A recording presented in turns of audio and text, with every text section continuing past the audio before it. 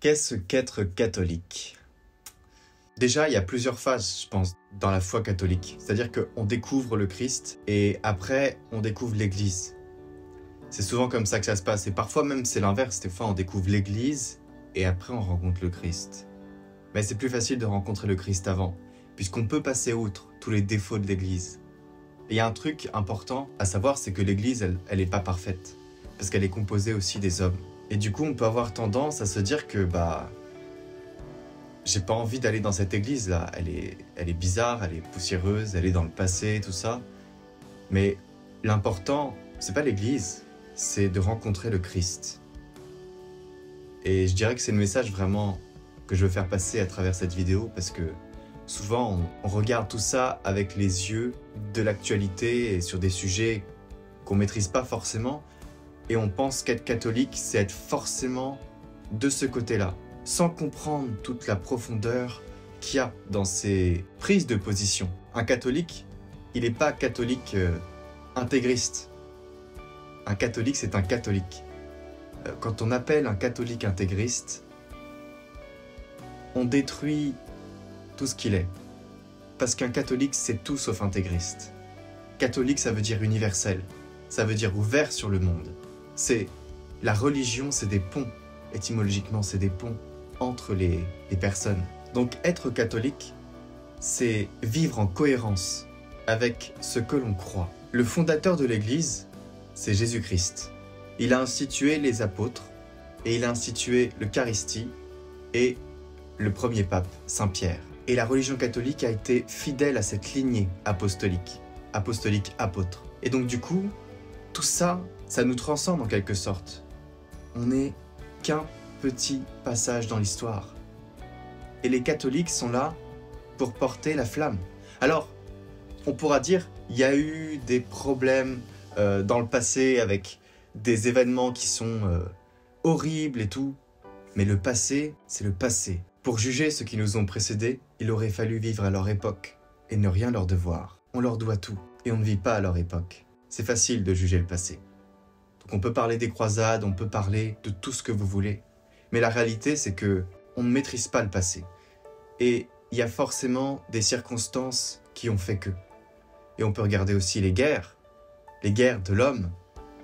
Elles ne sont pas dues uniquement aux religions, elles sont dues à la folie meurtrière. Comme je vous ai dit au début, l'Église, c'est aussi les hommes. Eh bien, l'Église n'est pas indemne de tout ce qui se passe. Mais l'Église reste fidèle dans son message.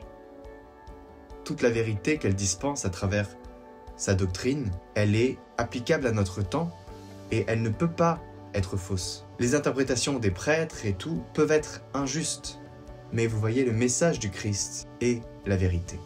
Et donc, être catholique en 2024, c'est difficile parce qu'on est confronté à toute une série d'actualités, à beaucoup de personnes autour de nous que l'on voit qui se perdent, qui n'ont plus de valeur. Et pourquoi c'est important d'avoir des valeurs?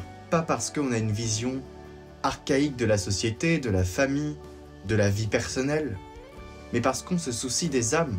On n'a pas envie de saouler les gens, c'est pas notre but. Un catholique en 2024, il est missionné par l'Église, par le Christ donc, pour aller porter la bonne nouvelle aux pauvres et annoncer aux captifs leur libération. Aujourd'hui, on est environ 8 milliards d'êtres humains. Je pense qu'il n'y a jamais eu autant de pauvres. Mais il y a des pauvres matériels et il y a des pauvres en esprit. La simplicité d'esprit, c'est pas la pauvreté. Je parle de la pauvreté de cœur. Voyez la grandeur d'une personne quand elle a des valeurs, quand elle a quelque chose qui rayonne à l'intérieur d'elle, quand elle ne cherche pas à chaque fois à satisfaire ses pulsions, à être toujours à épouser l'esprit du monde. Eh bien, une personne qui résiste à ça, je trouve que ça a de la beauté et de la grandeur. Et c'est un peu le rôle des catholiques de dire « Regardez, cette institution qui a 2000 ans est toujours debout aujourd'hui, et c'est pas parce qu'elle a vécu selon l'esprit du monde. » Quand j'entends des gens dire « Oui, mais vous vivez dans le passé. » Peut-être que pour vous, pour certains, l'Église, les catholiques vivent dans le passé avec des considérations qui sont complètement vieilles. Qu'est-ce à dire d'une institution qui a survécu à toutes les évolutions et les échecs de l'humanité, jusqu'alors? Parce que l'histoire de l'Église, c'est pas seulement l'histoire d'il y a 2000 ans avec Jésus-Christ, parce que ça c'est le Nouveau Testament. L'Ancien Testament, avec toute l'histoire de l'humanité et du berceau de la religion catholique, Israël et tous les peuples qui ont été missionnés par Dieu pour accomplir telle ou telle mission avec les prophètes. C'est une histoire très riche d'Abraham, de Noé, jusqu'à aujourd'hui. Ça fait des milliers d'années. Toute cette logique-là, c'est l'histoire de l'humanité. Et aujourd'hui, on la perpétue. Pourquoi voudrions-nous oublier les choses, vivre dans le futur, sans vivre sa condition présente?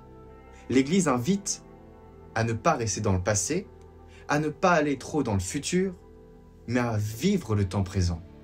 Parce que l'Église est concernée par notre âme. Donc qu'est-ce qu'être un catholique en 2024? C'est avoir la mission la plus importante, celle de sauver les âmes, celle d'annoncer la bonne nouvelle. Je parlais des pauvres tout à l'heure, il y a les captifs, les esclaves. Mais qu'est-ce que c'est qu'aujourd'hui les captifs et les esclaves? On peut parler des Ouïghours, on peut parler du peuple de Palestine, on peut parler de tout ça. On voit là aujourd'hui où la religion catholique a été. La réalité, c'est qu'elle a rendu les peuples libres. Vous ne trouverez pas d'exemple autre. Bien sûr, il y a des lieux où ça ne se passe pas parfaitement.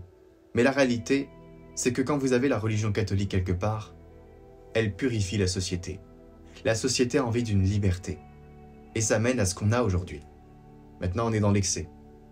Mais les captifs aujourd'hui, c'est pas simplement les Palestiniens, les Ouïghours, c'est nous. Notre peuple. On est esclave de certaines addictions, on est esclave de certaines entreprises, on est esclave de plein de choses aujourd'hui. De l'argent, du capitalisme, de la technologie. On est esclave de certaines croyances, de certains idoles, c'est comme ça qu'on les appelle dans la Bible, qui remplacent Dieu. Est-ce que vous n'aspirez pas à quelque chose de beau, à quelque chose de grand? Moi, j'y aspire. Et vous savez, dans notre monde aujourd'hui où il y a une perte de sens extraordinaire, on doit se poser la question d'où on vient, où on est et où on va. Et là où on va aujourd'hui, c'est l'individualisme. Chacun pour soi. Faites ce que vous voulez, ça ne me regarde pas. C'est la pire des choses. Imaginez, chaque grand personnage de l'histoire, est-ce que c'était le discours qu'il aurait tenu? Faites ce que vous voulez, je m'en lave les mains, comme Ponce Pilate. Mais la réponse est non. Mais certainement pas. Tous ceux qui nous ont inspirés sont des personnes qui ont mis un là un jour. Ils ont dit non. Ils ont résisté. L'Église aujourd'hui, malgré toutes ses faiblesses, elle tient ce là. Elle veut pas que l'humanité se perde. C'est sa mission. On tend à dire qu'il y a une pédagogie de Dieu. Une pédagogie de Dieu, c'est une pédagogie qui est dans le temps. Il y a des temps où on n'est pas prêt à accepter certaines choses. Et les temps évoluent. Et l'Église a évolué en ce sens. Mais elle n'a jamais renié qui elle était. Elle n'est jamais revenue sur une règle qu'elle avait clairement établie. Parce que quand l'Église établit quelque chose, c'est pour toujours. D'ailleurs, le Seigneur le dit, ce que vous avez lié sur la terre sera lié dans le ciel. Ce que vous avez délié sur la terre sera délié dans le ciel.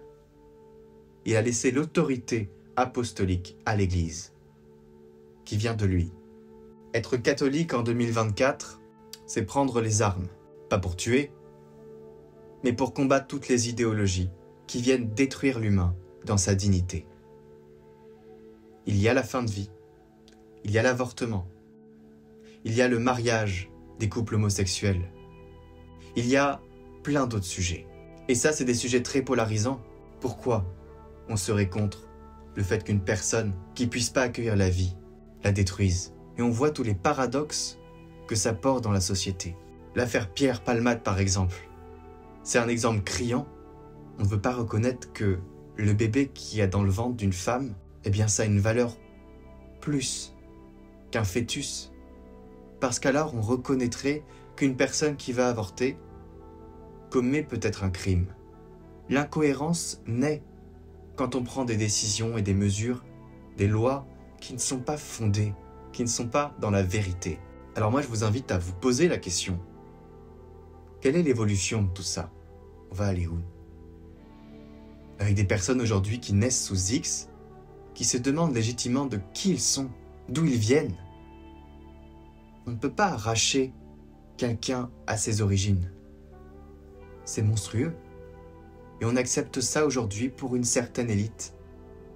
La PMA, gestation pour autrui. plein d'autres choses. Nous, les catholiques, en 2024, on n'est pas là pour condamner. Mais on sait les dégâts que ça fait, alors on essaye de prévenir. Et quand on voit une personne qui est détruite face à ses choix, eh bien on la prend en miséricorde, comme Jésus nous l'a appris. On n'a pas à la juger. Mais si on ne prévient pas, qui le fera? Être catholique en 2024, c'est être concerné par tout cela. Mais c'est aussi servir l'Église. Moi, je vais à la messe tous les dimanches. En tout cas, j'essaye, parce que je vis à l'étranger et des fois, c'est pas évident. Mais j'essaye vraiment. J'essaye de prier le plus souvent. Je suis pas une personne qui est très à l'aise avec la prière. Parfois, j'ai des périodes où j'aime prier. Parfois, j'ai des périodes où je ne peux pas. Je me sens pas bien dans la prière. Et c'est ok. On n'a pas besoin de se flageller. La vie est assez compliquée. Mais on doit toujours garder une relation avec Jésus. Et si vous ne l'avez pas encore rencontré, il est toujours temps. Parce que lui, il vous attend. Il faut être prêt à l'accepter. Allez dans une église. Faites des actes de foi et vous verrez qu'il va se découvrir à vous. Il faut dépoussiérer le seuil de sa maison pour qu'il puisse entrer. Sinon, nous-mêmes, on est bloqués à l'intérieur, on ne peut pas ouvrir la porte. Donc être catholique en 2024, c'est être missionnaire. Être au service des pauvres, dans la charité, avoir un charisme de chant, de parole, donné par l'Esprit Saint pour justement remplir cette mission. Être catholique en 2024, ça ne veut pas dire être complètement hors sol. Ça ne veut pas dire ne vivre qu'avec des catholiques. Vivre dans le monde. Non pas selon l'esprit du monde, mais bien vivre dans le monde. Quand certains apôtres montent avec Jésus là-haut, qu'ils voient Élie, Moïse et la nuée ardente qui est Dieu qui arrive, ils sont très bien sur la colline, sur la montagne. Mais quand ces apôtres-là proposent de bâtir des tentes pour rester là parce qu'ils étaient bien, Jésus leur dit « Non, il faut redescendre, parce qu'il veut qu'on soit dans le monde. » Et justement, la fête de la visitation de la Vierge Marie à sa cousine, c'est exactement selon cet esprit. Il faut aller visiter tous ses amis, sa famille, c'est la vie. Et le bonheur se répand. Le bonheur que Marie apporte quand elle vient visiter sa cousine Élisabeth est majestueux. Il réjouit le cœur d'Élisabeth. Et ça se répand. Être catholique en 2024, ce n'est pas mal s'habiller, être négligé, n'avoir rien à faire de son apparence. On doit apporter aussi une certaine classe, détachée. Mais dans la Bible fait honneur à tout ce qui est beau, mais à tout ce qui est détaché. Être catholique en 2024, ça doit passer par la non-tiédeur des choses. Il ne faut pas se taire, il faut se former. Parce que c'est capital, sinon on ne sait quoi dire à chaque fois. Mais on doit avoir une parole, sinon qui l'aura?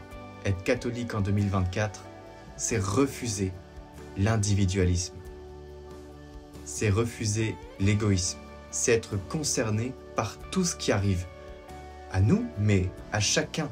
Donc cette vidéo s'adressait non seulement aux catholiques qui cherchent un peu qui ils sont et qu'est-ce que c'est que cette espèce d'église, aux gens qui ne sont pas catholiques aussi et qui se poseraient la question, et puis peut-être aux catholiques qui sont bien fermes et qui ont une petite faiblesse et qui ont besoin d'être encouragés.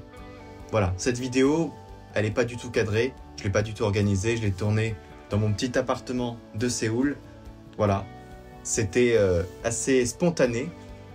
J'espère que le format vous a plu et peut-être que si ça marche bien, je ferai plus de trucs spontanés comme ça, avec des sujets un peu plus intéressants que celui-là, parce que bon, celui-là il est assez simple. Je parle d'être catholique en 2024 et en réalité, tout l'évangile est une répétition des mêmes valeurs. À très bientôt.